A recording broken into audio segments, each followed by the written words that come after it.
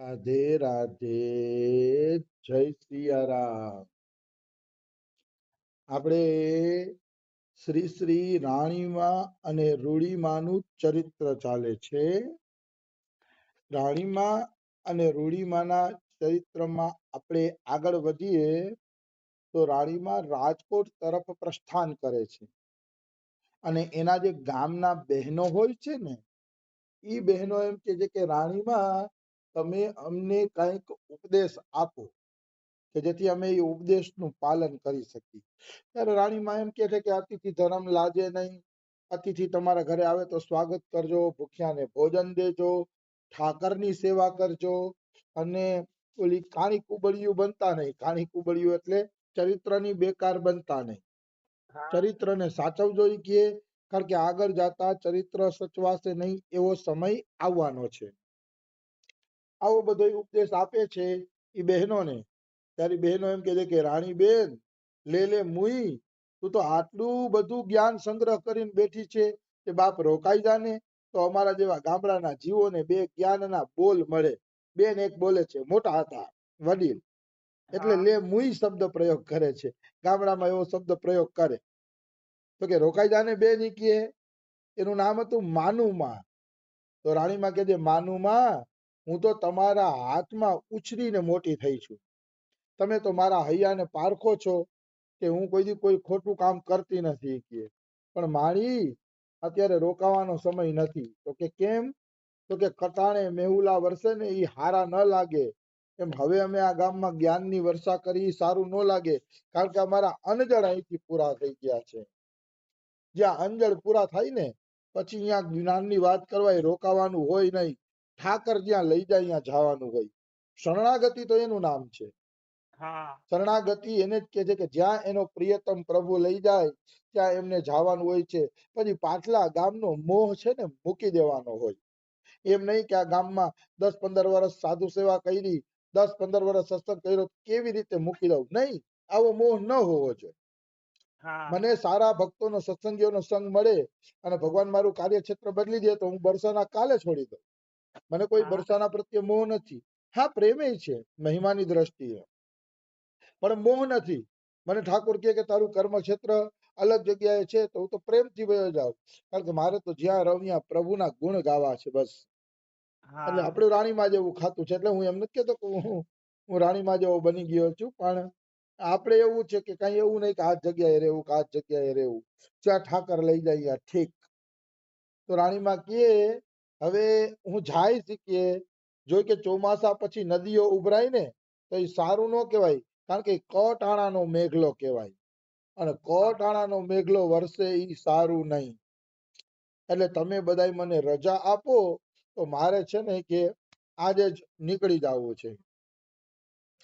તો કે અરે દીકરી, તારી માં હારું થઈને ધામ પધારી ગઈ. જો તારી માં જીવતી હોત અને આ રીતે તમે રાજકોટ મૂકીને જાત ને તો તારી માં કેટલી દુખી થાત. તારી માં જોઈ પણ ન શકત. આ તો હારું થયું ભગવાને કે તારી માને ઉપાડી લીધી.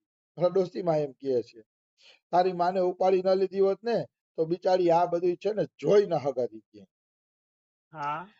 તો કે હા માં હા, તમને પુગાય એમ નથી. તમે વડીલ કેવાઓ, તમારી સામે મારા જેવા નાના બાળકે શું જવાબ દેવો? રાણીમાં એમ કહે છે. આમ બોલીને રાણીમાં એમનું પરિવાર બધું ચાલી નીકળ્યું. ખાલી ભેગા ઠાકોરજી જ લીધા છે અને ચાલી નીકળ્યા. એક વાંસનો સુંડલો છે, વાંસના સુંડલામાં ઠાકોરજીને બિરાજમાન કરાવ્યા છે. એ વાંસનો સુંડલો રાણીમાના હાથમાં છે. રાણીમાં આગળ આગળ હાઈલા જાય છે અને ભક્તો પાછળ પાછળ હાઈલા જાય છે. રાણીમાના ભક્તો પાછળ પાછળ જાય છે અને ગામ લોકો પણ ગામના પાદર સુધી વળાવવા માટે આવે છે રાણીમાને, કારણ કે બધાને રાણીમાં પ્રાણથી પ્રિય હતા. ભક્તો કોને વાલા ન લાગે? જે ઈશ્વરના પ્યારા છે એ આપણે પ્યારા ન લાગે તો માની લેવાનું કે આપણામાં ભક્તિ છે જ નહીં, છે જ નહીં. અમારા ગુરુજી તો ફાઇનલ જ કહે છે ગુરુમાં ભાવ છે અને ભક્ત ભગવાનમાં ભાવ નથી તો કે ગલત છે, એનો ગુરુમાં ભાવ જ નથી. કોઈ એમ કે મારો ગુરુમાં કૃષ્ણમાં પ્રેમ છે પણ ભક્તોમાં પ્રેમ નથી, અમારા ગુરુજી કે બેકાર વાત છે, એ ખોટી વાત છે, એવું કોઈ શક્ય બને નહીં. અને વારંવાર વિવેકાનંદના વાક્ય યાદ આવે. વિવેકાનંદ કહે છે કે હું આખા સંસારના સંતોનું સન્માન કરું છું, આખા સંસારના સંતોને પ્રણામ કરું છું, પણ મને જયારે મારા રામકૃષ્ણ પરમહંસના ભક્તો દેખાય છે ત્યારે મારું જે હૈયું ખીલે છે ને એવું હૈયું બીજાને જોઈને ખીલતું નથી. શું હા દિવ્ય વાત કરી છે એમને. મતલબ ગુરુ ભાઈ બહેન પ્રત્યે આવો પ્રેમ હોવો જોઈએ. એક જ ગુરુના ચેલા હોય ને તો એને જોઈને હૈયું હરખાવવું જોઈએ. હા વાત બિલકુલ સાચી છે. હું અમારા સદગુરુદેવ અને રમેશ બાબા આ બેના પરિકરોને જોઉં છું ને જે હૈયું ખીલે છે ને એવું હૈયું બીજા એકેય સાધુના દર્શનથી ખીલતું નથી. આ હું દાવા સાથે કહું. હા, અહીંયા હનુમાન પ્રસાદ પોદારના કેટલાય શિષ્યો રહે છે જે પોદારજીને માને છે, પણ એને જોઈને હૈયું ખીલતું નથી. શું કામ? પોદારજી વયા ગયા, એને 50 વર્ષ થઈ ગયા છે, એટલે હવે એને માનવા વાળામાં ઈ હું પ્રભાવ નથી જોતો જે પોદારજી વખતે હતો, પોદારજીના સાથીદારોમાં હતો. એક વાત યાદ રાખવાનું કે કોઈ મહાપુરુષ ધામ પધારી જાય અને પાછળથી એને જો ફોલો કરવા વાળી ટીમ ઉત્પન્ન થાય ને એમાં એ પ્રભાવ નહીં હોય. અમારી ગુડ વાત છે, તમે સમજી લેજો. એ પ્રભાવ નહીં હોય. જે મહાપુરુષની નીચે પ્રત્યક્ષ તૈયાર થયા છે એ જ સંતમાં એવો પ્રભાવ હશે કે એને જોઈને આપણું હૈયું ઠરશે કે નહીં આ ગુરુનો અસલી અને વાસ્તવિક શિષ્ય છે. આવી હા વસ્તુ છે. મહાપુરુષ ધામમાં વયા ગયા પછી જે પાછળથી એને ફોલો કરતા હોય ને જેને મહાપુરુષની કૃપા પ્રાપ્ત ન કરી હોય તો એના વિચારોને ફોલો કરતા હોય તો એ સારી વાત છે, એમાં કઈ ખોટું નથી, પણ એનામાં એ પ્રભાવ નહીં હોય જે મહાપુરુષના પ્રત્યક્ષ.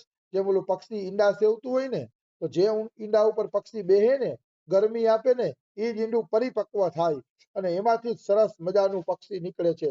પણ જો જરા કઈ ઈંડું સેવતા ભૂલી ગયું પક્ષી તો ઈંડું કાચું રહી જાય છે, એમાંથી સારું ફળ નીકળતું નથી. હા આવી વસ્તુ છે. એમ જે ગુરુની નજર નીચે તૈયાર થયા છે, ગુરુની વાણી નીચે તૈયાર થયા છે, એના ફળ જોવો તમે. એ શિષ્યોના ફળ બહુ મીઠા હશે. એટલે મને જે મહાપુરુષ નીચે તૈયાર થયા છે ને ખોટું શું, એના શિષ્ય વધુ પ્યારા લાગે છે. બીજા બધા એને હું પ્રણામ જરૂર કરું, પણ મહાપુરુષની નીચે તૈયાર થયા એની વાતો અલગ છે.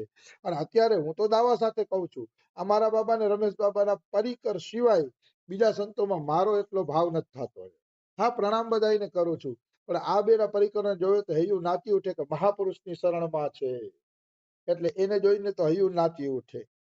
આવી વસ્તુ છે. આ તો મારા પોતાના મંતવ્ય છે, બાકી તો બધાનું અલગ અલગ હોય.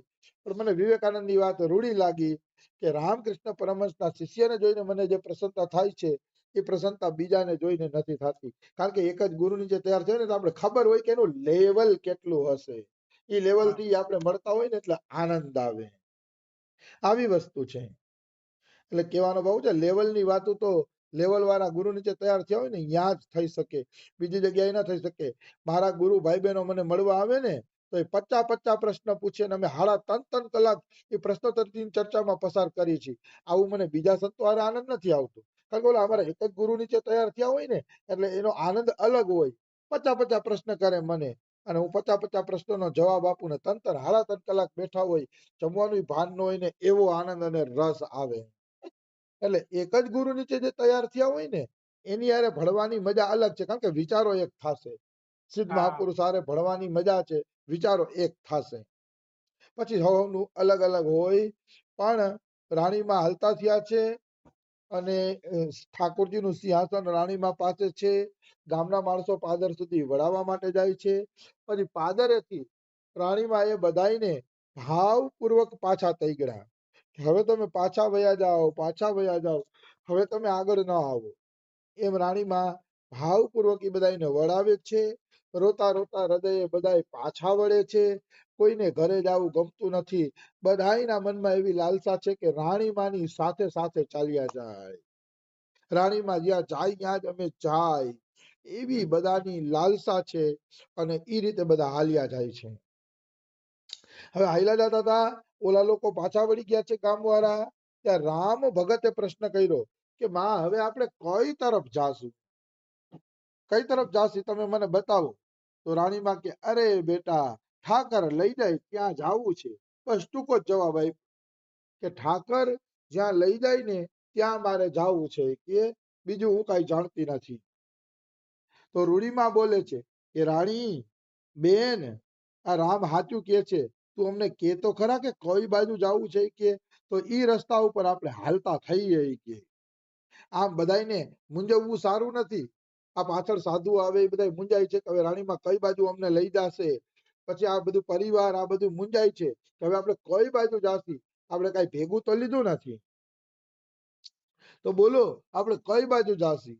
તો રાણીમાં મસ્ત કહે છે, આમાં કોને પંથે ચડવું છે બહેન? આપણું ટાંડર વધાર્યા પછી પંથે ચડવાની વાત કરવી ને એ પંથની મસ્કરી કરવા જેવું છે. રાણીમાં કે અરે આ તો ઓના જેવું થયું, ટાંડર વધાર્યા પછી પંથે ચડવાની વાત. મતલબ આપણે ઘર છોડ્યું, ઘરની કોઈ વસ્તુ નથી લીધી, ઠાકોરને જ ભેગા લીધા છે, તો હવે હાલતા થયા પછી ચિંતા છે ની કે કઈ બાજુ જાસી. આપણી પાસે ક્યાં કઈ રાસ રસીલું છે એને હાથવવા માટે આપણે પંથે ચડવું પડે? એવું કોઈ રાત રચીલું ને એવું તો કઈ આપણી પાસે છે નહીં એમ. કે હવે તો રસ્તાની મસ્કરી કરવા જેવું થાય, રસ્તો નક્કી ન કરવાનો હોય, મારો નાથ બાવડું પકડીને લઈ જાશે. આના નામ શરણાગતિ કહેવાય કે મારો કાનુડો, મારો નાથ જ બાવડું પકડીને આપણે લઈ જશે કે આપણે કઈ બાજુ જાવું ઈકીએ. આપણે હવે બીજી કોઈ ચિંતા કરવાની જરૂર નથી. મારો ઠાકર ઈ જ આપણે રસ્તો દોરીને લઈ જશે કે આપણે ક્યાં પંથે જાવું છે. આવી વસ્તુ છે. બાકી માનવીની મૂંઝવણની વાત કરો તો માનવીના મૂંઝવણ કોઈથી પૂરા થતા નથી. માનવીને આજે કઈક મૂંઝવણ છે, કાલે વળી બીજી કઈક મૂંઝવણ હશે, પરમદી બીજી કઈક મૂંઝવણ હશે. આ રીતે માનવીની મૂંઝવણો કોઈથી પૂરી થતી નથી. મતલબ માનવી એક મૂંઝવણમાંથી બીજા મૂંઝવણમાં નીકળે છે. એટલે રાણીમાં કે હું મૂંઝવણ કરતી જ નથી, મારો ઠાકરને જે કરવું હશે એ મારી હારે કરશે, જ્યાં લઈ જવું હશે ત્યાં લઈ જશે, કે હું આમાં બહુ વિચારતી નથી. આવી વસ્તુ છે.